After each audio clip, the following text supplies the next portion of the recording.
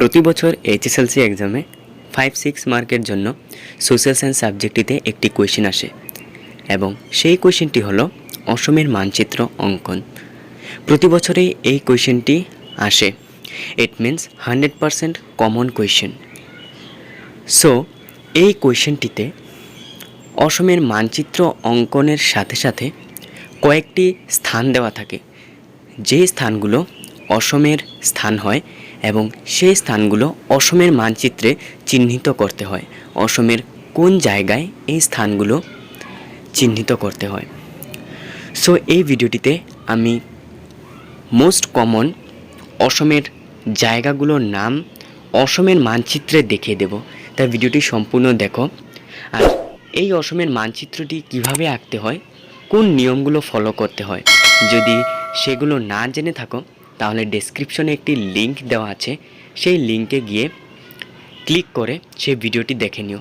পূর্বের ভিডিওটিতে আমি বলেছিলাম কিভাবে অসমের মানচিত্র অঙ্কন করতে হয়। পাশের রাষ্ট্রের নামগুলো লিখতে হয়, দিক দেখাতে হয়, সাংকেতিক চিহ্ন দেখাতে হয়, তাহলেই অসমের মানচিত্র অঙ্কনে 5-6 মার্ক ফুল কালেক্ট করতে পারবে। So let's start this video. So এখানে তোমরা অসমের মানচিত্র দেখতে পাচ্ছ। এক্সামে তোমরা যদি এই সব নিয়মগুলো মেনে ভালোভাবে লিখে নিতে পারো, সুন্দরভাবে এঁকে, তাহলে ফুল মার্কস কালেক্ট করতে পারবে। সো তোমরা এভাবে রাইট হ্যান্ড সাইডে সাংকেতিক চিহ্ন বানিয়ে 1-2 নম্বর করে লিখে স্থানগুলো দেখাতে হবে। সো যদি এক্সামে আসে কার্বি আংলং, ধুবড়ি, চিরাং, তো তোমরা প্রথমে বাক্সে লিখবে 1 নম্বর কার্বি আংলং, তারপর কার্বি আংলং অসমের যেই জায়গায় সেই জায়গাতে 1 নম্বর দিতে হবে। আর অসমের যদি কোনো জায়গায় 2 নম্বর দিয়েছ, যদি সে জায়গাটা ধুবড়ি হয় তাহলে সাংকেতিক চিহ্নের বাক্সে 2 নম্বর জায়গায় ধুবড়ি লিখতে হবে। সো তোমরা এগুলো ভালোভাবে দেখে শিখে নেবে। আরও একটি মানচিত্র দেখতে পাচ্ছ, সেখানে সাংকেতিক চিহ্নে বাক্সে লেখা আছে পর্যটন ক্ষেত্র, অসমের রাজধানী, প্রথম শ্রেণীর নগর, প্রথম শ্রেণীর নগর, দ্বিতীয় শ্রেণীর নগর।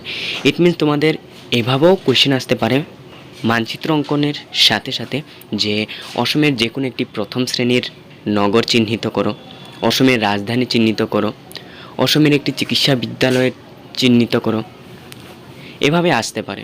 সো তোমরা সেগুলোর নাম জানা থাকতে হবে। সেই জায়গাগুলোর নাম কোনো সময় দেওয়া থাকে না, আর কোনো সময় ডাইরেক্টলি নামগুলো দিয়ে দেয় এক্সামে।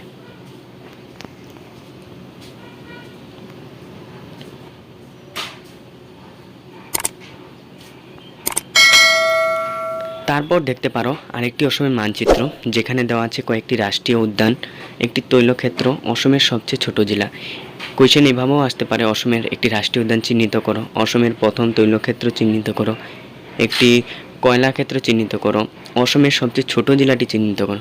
সো এগুলো তোমরা নামগুলো মুখস্থ করে নেবে, কয়েকটি রাষ্ট্রীয় উদ্যানের নাম, অসমের সবচেয়ে বড় জেলা, ছোট জেলা, কেননা এগুলো লিখে তোমরা ইজিলি মার্কস কালেক্ট করতে পারবে। সো এই কোয়েশ্চেন আনসারগুলো তোমরা ভালোভাবে প্র্যাকটিস করা উচিত, কেননা এগুলো তো মার্কস আসার চান্স খুব বেশি থাকে। সো আশা করি এই ছবিগুলো দেখে তোমরা উপকৃত হতে পেরেছো এবং ফুল আইডিয়া পেয়েছো এবং তোমাদের কনফিউশন ক্লিয়ার হয়েছে। তাহলে এগুলো তোমরা ভালোভাবে প্র্যাকটিস করবে যাতে এক্সামে ফুল মার্কস কালেক্ট করতে পারো। Thanks for watching, good bye.